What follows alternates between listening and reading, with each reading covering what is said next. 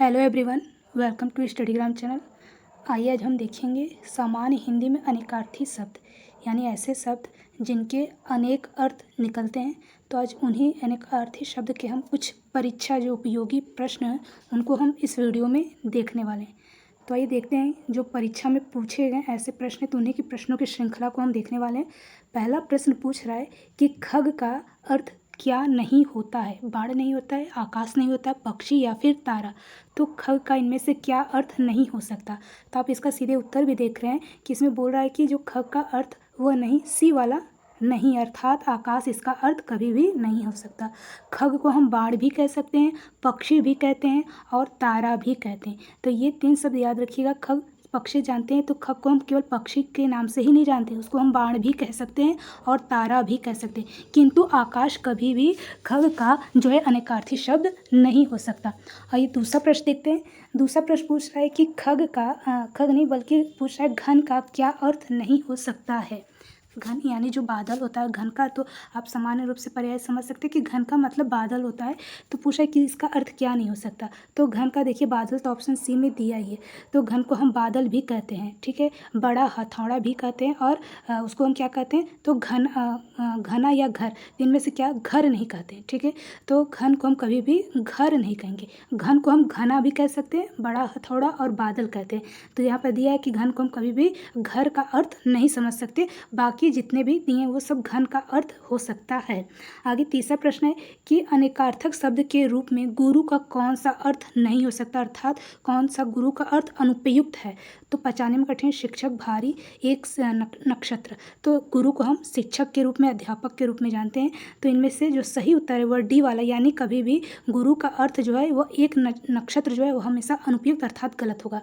गुरु को हम शिक्षक, अध्यापक, पचाने में जो कठिन होता है उसको भी हम गुरु कहते हैं, यानी जो चीज़ हमें सही से नहीं पच पाता है वह भी गुरु के रूप में जाना चाहिए, यानी गुरु का अर्थ लगाया जा सकता है। और गुरु को भारी, हथौड़ा जैसे बोलते हैं ना भारी, तो गुरु को भारी भी कहा जाता है। आगे देखते हैं। तो यहाँ पे देख रहे हैं कि अनेकार्थक शब्द में गुरु को दिए गए शब्द में एक नक्षत्र वो हमेशा अनुपयुक्त अर्थ में जाना जाएगा। गुरु एक बृहस्पति, ठीक है, बृहस्पति हैं गुरु, ठीक है, ग्रह का भी नाम होता है, परंतु वह नक्षत्र नहीं हो सकता। तो बृहस्पति को हम ग्रह कह सकते हैं, किंतु नक्षत्र के अंतर्गत उसको नहीं रह सकते। शेष बाकी जो पचाने में कठिन होता है उसको भी हम गुरु कह सकते हैं, शिक्षक को भी, भारी को भी कम कह सकते हैं, गुरु का अर्थ ले सकते हैं। चौथा प्रश्न है कि स्नेह का शाब्दिक अर्थ क्या नहीं हो सकता, यानी स्नेह का क्या अनेकार्थक शब्द नहीं हो सकता।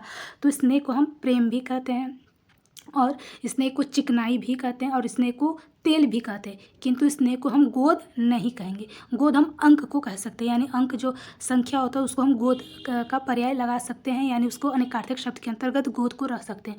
तो स्नेह का जो है गोद वो कभी भी अनेकार्थी शब्द नहीं हो सकता है।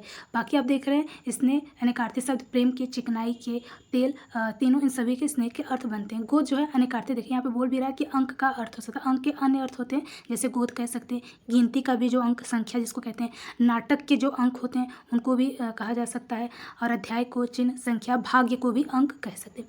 आगे देखते हैं कि इनमें से एक शब्द अनेकार्थी नहीं है। कौन से ऐसे शब्द है जो अनेकार्थी नहीं है। तो यहाँ पे जो ऑप्शन सी लज्जा जो है वो अनेकार्थी नहीं है। बाकी जो कर है, वर्ण है, अर्क है, तो ये सब अनेकार्थी है, यानी कर जिसको हाथ कहते हैं ना, कमल कहते हैं, तो ये कर के अंतर्गत वर्ण, अक्षर जो होता है, अर्क, यानी सूर्य को भी अर्क कह सकते हैं। तो इनका अनेकार्थी शब्द बन सकता है, किंतु लज्जा का भी अनेकार्थी शब्द नहीं होता। देखिए कर, वर्ण तथा अर्क अनेकार्थी शब्द हैं। कर का बोल सकते हैं किरण, ठीक है, कर को किरण भी कहते हैं, हाथ भी कहते हैं, और जो है कि कर को हम टैक्स भी कहते हैं, सूर्ण भी इत्यादि जो होता है। वर्ण को अनेकार्थी शब्द जो है रंग, शब्द और चातुर्य होता है। तो इस तरह से जो है इन सभी के अनेकार्थी शब्द, किंतु लज्जा का कोई अनेकार्थी शब्द नहीं होता है। आगे देखते हैं, छठा प्रश्न देखते हैं। आगे देखते हैं इनमें से जो है ब्राह्मण, देखिए आगे कुछ दिया है कि ब्राह्मण, क्षत्रिय, वैश्य, शूद्र के होते हैं। अर्क का मतलब जो वर्ण जिसको हम कहते हैं वर्ण रंग के अंतर्गत, तो ब्राह्मण, क्षत्रिय, वैश्य, शूद्र ये सब वर्ण के अंतर्गत है। अर्क का अनेकार्थी, जैसे सूर्य को अर्क कैसा, जैसे अर्क दिया जाता है, तो जैसे छठ पूजा में अर्क देते तो वहाँ पर सूर्य को अर्क का अनेकार्थक शब्द में लगाया जा सकता है। अर्क को इंद्र भी, तांबा भी, विष्णु, काढ़ा, स्फटिक इत्यादि अर्क होते हैं, जबकि लज्जा कोई अनेकार्थी शब्द नहीं होता है। इस चीज़ को ध्यान में रखिएगा, ये प्रश्न जो है किसी परीक्षा में पूछे पूछे गए हैं और इन्हीं से ये घटना चक्र हमने ये प्रश्न उठाए हैं। आगे प्रश्न है कि कुछ निर्देश बताए जा रहे हैं कि इन प्रश्नों में प्रत्येक 4 शब्द दिए गए हैं जिनमें से 3 अनेकार्थक श्रेणी में आते हैं। जो शब्द इस श्रेणी में नहीं आते तो वही जो है असली उत्तर होगा।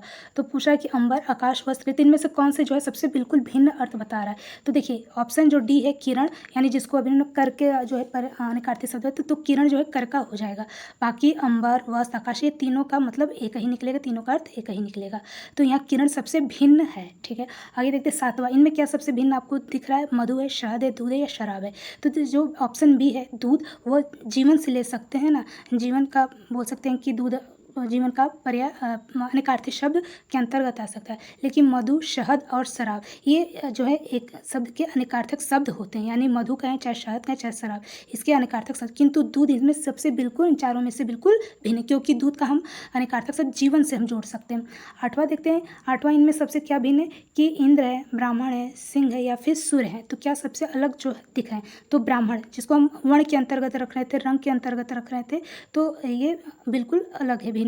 और जो इंद्र है, सिंह है, सूर्य ये अनेकार्थक शब्द हो सकते हैं, इंद्र, सिंह और सूर्य। जबकि ब्राह्मण इनमें से बिल्कुल अलग है, ब्राह्मण हम वर्ण के अंतर्गत रख सकते हैं। आगे देखते हैं सजा, बल, शक्ति, सेना, इनमें क्या सबसे अलग है, भिन्न है? तो वह जो ए है यानी जो सजा है वह सबसे बिल्कुल भिन्न है, यानी बल जो है, शक्ति है, सेना ये इसके अनेकार्थक शब्द के अंतर्गत आएंगे। किंतु सजा जो शब्द है वो बिल्कुल सबसे भिन्न है। तो इस तरह के अनेकार्थक शब्द पूछे जाते हैं कि इनमें से अनेकार्थक शब्द में आपको क्या जो है सबसे बिल्कुल अलग अर्थ दिख रहे हैं। तो ऐसे प्रश्नों को करना थोड़ा कठिन होता है, किंतु प्रैक्टिस करके आप चीज़ों को समझ सकते हैं। आइए 10वां प्रश्न देखते हैं कि तात है, पूज्य है, पिता या मोती, इनमें सबसे अलग क्या दिख रहा है कि क्या इसके अनेकार्थक शब्द बिल्कुल अलग हो सकते हैं। तो इनमें जो सबसे भिन्न है वो हमको ऑप्शन डी दिख रहा है, यानी जो मोती है ये इन सब तीनों से बिल्कुल अलग अर्थ निकाला है। यानी तात को ही पिता कहेंगे और जो पिता वो पूज्य होते हैं, तो इन सब का अनेकार्थक शब्द निकाल, किंतु मोती इनमें से बिल्कुल अलग अर्थ निकाल रहा है। आगे देखते हैं 11 प्रश्न है कि अनेकार्थी शब्द नाग का निम्नलिखित में से एक अर्थ, यानी नाग का जो क्या एक अर्थ केवल निकल रहा है। तो नाग को हम हाथी कह सकते हैं, नाग को केवल हाथी का अर्थ हम लगा सकते हैं। बाकी नाग को हम रथ नहीं कह सकते, मोक्ष भी नहीं कह सकते और पारा भी नहीं कह सकते। तो यहाँ पर नाग का केवल जो अनेकार्थी शब्द बन रहा है वो केवल ऑप्शन ए हाथी बन रहा है। आगे देखते हैं जैसे नाग का अनेकार्थी शब्द सांप भी कहते हैं, हाथी भी कहते हैं, पर्वत, बादल। देखिए नाग को घन भी कह सकते हैं और बादल को हम नाग के भी अर्थ को जोड़ सकते हैं। और इसके अलावा दुष्ट, यानी नाग को दुष्ट के अंतर्गत भी अनेकार्थी शब्द में रख सकते हैं। तो नाग का अनेकार्थी शब्द आपको पता चला कि सांप होता है, हाथी होता है, पर्वत होता है, बादल होता है और दुष्ट, ये सब जो है नाग शब्द के अनेकार्थी शब्द होते हैं। बाकी जो रथ है, मोक्ष पार, ये नाग से बिल्कुल भिन्न है। अगला प्रश्न देखते हैं, 11 प्रश्न हो गया। 12 प्रश्न पूछता है कि निम्नलिखित शब्दों में से जो एक अर्थ तिरछी नज़र तथा आक्षेप है, यानी तिरछी नज़र जो तथा आक्षेप का क्या है। तो ऑप्शन डी यानी कटाक्ष, यानी जो तिरछी नज़र तथा आक्षेप का एक अर्थ होता है कटाक्ष, यानी तिरछी नज़र से देखना या आक्षेप किसी बना, ये कटाक्ष का अनेकार्थी शब्द निकल सकता है। बाकी जो कटुक्ति है, ताना, व्यंग, ये तिरछी नज़र आक्षेप से हम उसका अर्थ नहीं जोड़ सकते।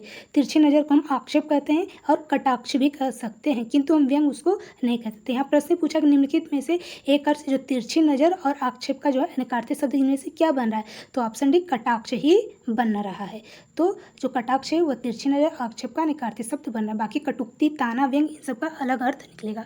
13 प्रश्न है कि निम्नलिखित शब्दों में से एक का अर्थ एक का अर्थ यानी धन होगा, मतलब भी होता है और कारण, और किसके लिए होता है। तो किसके लिए होता है, आशय के लिए, तात्पर्य के लिए, अर्थ के लिए या अभिप्राय। तो अर्थ का जो देख रहे हैं कि अनेकार्थक शब्द धन भी कहते हैं, अर्थ का हम जैसे धन कमाते हैं, धन प्राप्त करते हैं। मतलब से भी कहते हैं कि अर्थ मतलब इसका क्या मतलब निकल रहा है, क्या आशय निकल रहा है। तो ऑप्शन सी इसका जो है अनेकार्थी शब्द निकल रहा है। तो अर्थ को धन, मतलब, कारण और जो है अर्थ के अनेकार्थी शब्द बन रहे हैं। आगे देखते हैं, वार का अनेकार्थी शब्द नहीं है। वार का क्या अनेकार्थी शब्द नहीं है। तो वार को हम देखिए दिन भी कहते हैं, ठीक है, और इसके अलावा वार को हम द्वार भी कहते हैं और जो है अवसर भी कहते हैं, किंतु झगड़ा करना कोई वार का अनेकार्थी शब्द नहीं होगा। आगे देखते हैं, सारंग का अनेकार्थी शब्द क्या नहीं है। सारंग को हम देखिए कोयल भी कहते हैं और सारंग को घोड़ा भी कहते हैं और सारंग को हम क्या कहते हैं, मृग भी कहते हैं, यानी जो हिरन है सारंग को ले सकते, किंतु आग इनमें से बिल्कुल सारंग का पर्यायवाची अनेकार्थी शब्द नहीं है। तो पर्यायवाची अलग होता है, अनेकार्थी शब्द अलग होते हैं, यानी एक ही शब्द के अनेक अर्थ निकाले जा सकते, तो वो अनेकार्थी शब्द के अंतर्गत आएंगे। तो सारंग को कभी आग का अर्थ हम नहीं जोड़ सकते हैं। आगे देखते हैं वर का अनेकार्थी शब्द नहीं है, तो वर का क्या अनेकार्थी शब्द नहीं है, तो वर को देखिए हम श्रेष्ठ भी कहते हैं। वर को हम, जैसे वर को दूल्हा भी कहा जाता है, वर को हम श्रेष्ठ, वर का तो अर्थ दूल्हा निकलता है, किंतु वर को हम श्रेष्ठ भी कह सकते हैं। वर को हम वरदान भी कहते हैं, कहते हैं ना वर मांगो अर्थात वरदान मांगो। और वर को हम वर्ण करने योग्य, यानी वर दूल्हा यानी वर्ण करने योग्य है, तो वर का अनेकार्थी शब्द लगा सकते हैं, किंतु वर को कभी भी शरीर का अनेकार्थी शब्द नहीं कह सकते। अगला है कि हेम का अनेकार्थी शब्द क्या नहीं है, तो हेम को हम सोना अर्थ के रूप में जानते हैं, इसके अलावा बरब भी कहते हैं, इसके अलावा इज्जत, ठीक है ना। तो हेम को कभी इज्जत भी कहते हैं, किंतु हेम को हम पर्वत नहीं कह सकते, तो हेम का अनेकार्थी शब्द पर्वत नहीं है। बाकी सोना, पर्वत, इज्जत भी हम हेम को कह सकते हैं। तो इज्जत याद रखिएगा, क्योंकि भूल जाता तो हेम को हम इज्जत के अंतर्गत रख सकते हैं। सोना तो है ही और बरब भी होता है हेम का। आगे देखते विभूति का अनेकार्थी शब्द क्या नहीं है, तो विभूति को वैभव, ऐश्वर्य और इसके पीछे कुछ ऑप्शन है, तो 18 का देखते हैं विभूति का अनेकार्थी। तो देखिए विभूति को हम जो है कि शक्ति भी कहते हैं विभूति को, और राख भी कहते हैं, किंतु विभूति का जो अनेकार्थी शब्द वैभव नहीं होगा, ठीक है। तो यहाँ पर शक्ति भी कहेंगे, राख भी कहेंगे, किंतु विभूति का अनेकार्थी शब्द वैभव नहीं होगा, यानी ऑप्शन ए में वैभव लिखा था, वह क्या होगा, वह विभूति का अनेकार्थी शब्द नहीं होगा। विभूति को ऐश्वर्य भी अर्थ से जोड़ सकते हैं, ठीक है। तो विभूति का अनेकार्थी शब्द वह क्या नहीं है, तो वैभव नहीं है, विभूति का अनेकार्थी शब्द वैभव नहीं है। बाकी शक्ति है, राख है, और ऑप्शन ए क्या बोला था, ऑप्शन ए जो वैभव नहीं हो सकता, बाकी ऐश्वर्य आपका बोल सकते हैं कि विभूति का अनेकार्थी शब्द है। आगे देखते 19 प्रश्न है कि रसाल का अनेकार्थी शब्द क्या नहीं है, तो रसाल को हम आम कहते हैं, रसाल को आम, आम्र भी कह सकते हैं, और रसाल मैंने जिसमें रस निकलते हैं, और इसके अलावा ईख भी, ईख में भी जो है उसके रस खट्टेपन का रस निकलता है, तो रसाल को ईख के अर्थ से भी जोड़ सकते हैं। रसाल को हम रसीला भी कह सकते हैं, किंतु रसाल को हम अमरूद, क्योंकि अमरूद में कोई भी ऐसा रस नहीं निकलता। आगे देखते हैं अज का अनेकार्थी शब्द क्या नहीं है, तो अज को हम देखिए बकरा तो पहले जानते हैं, अज को बकरी या बकरा कहते हैं।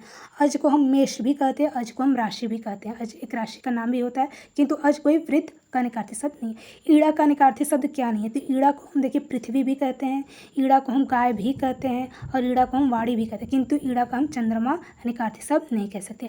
आत्मा का अनेकार्थी शब्द क्या नहीं है, तो आत्मा को हम देखिए, आत्मा को हम सूर्य भी कहते हैं, आत्मा को यानी अपनापन भी कह सकते हैं। आत्मा को हम ब्रह्म भी कह सकते हैं, आत्मा को अग्नि भी कह सकते हैं, किंतु आत्मा को हम हृदय नहीं कहेंगे।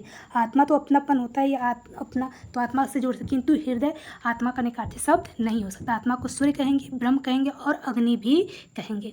आगे देखते हैं, तो आत्मा का अनेकार्थी शब्द हृदय नहीं है। उर्मी का अनेकार्थी शब्द नहीं है, क्या है उर्मी का अनेकार्थी शब्द नहीं है, तो उर्मी पीड़ा, लहर, अंग, दुख, तो उर्मी का जो अनेकार्थी शब्द ऑप्शन बी नहीं है, यानी उर्मी को अंग हम नहीं कह सकते। उर्मी को पीड़ा भी कहते हैं, लहर भी कहते हैं, तरंग भी कहते हैं, और दुख भी कहते हैं, किंतु उर्मी का अनेकार्थी शब्द क्या है, तो अंग नहीं होता है, तो अंग जो है अनेकार्थी शब्द उर्मी का नहीं है।